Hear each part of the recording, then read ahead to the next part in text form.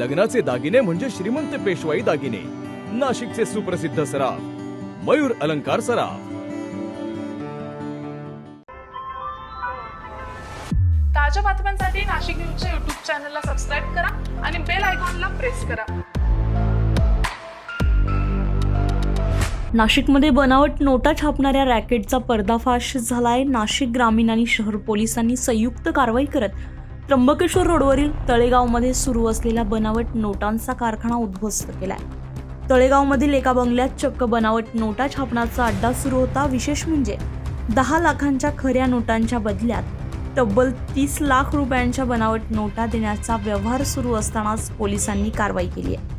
त्र्यंबकेश्वर रोडवरील तळेगाव गावामध्ये एका बंगल्यात बनावट नोटा छापल्या जात असल्याची माहिती पोलिसांना मिळाली होती. त्यानंतर नाशिक ग्रामीण आणि शहर पोलिसांनी संयुक्तपणे कारवाई करत या अड्ड्यावर छापा टाकला.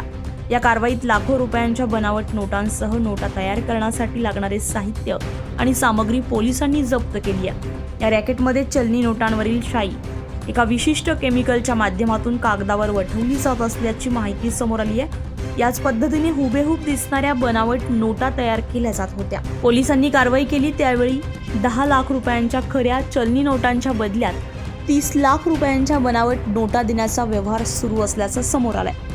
या प्रकरणात नाशिक ग्रामीण पोलिसांनी तब्बल 5 आरोपींना अटक केली. यामध्ये अमरेश्वर आईथा तेलंगणा, दासरी सत्यई तेलंगणा, गोकुळ दाते तळेगाव नाशिक, हिरामन दाते तळेगाव नाशिक आणि मच्छिंद्र घनदाट सातपूर यांचा समावेश आहे.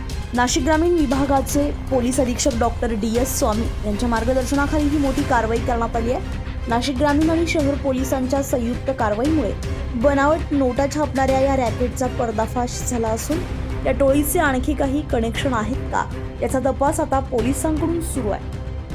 त्र्यंबकेश्वर रोडवरील तळेगावमध्ये सुरू असलेला बनावट नोटांचा हा कारखाना पोलिसांनी उद्ध्वस्त केलाय. 10 लाखांच्या खऱ्या नोटांच्या बदल्यात 30 लाखांच्या बनावट नोटांचा व्यवहार आणि त्याआधीच पोलिसांचा छापा. या कारवाईमुळे बनावट नोटांच्या रॅकेटला मोठा हादरा बसलाय. अझर कादरी, नाशिक न्यूज, नाशिक. ताज्या बातम्यांसाठी नाशिक न्यूजच्या YouTube चॅनलला सबस्क्राईब करा आणि बेल आयकॉनला प्रेस करा.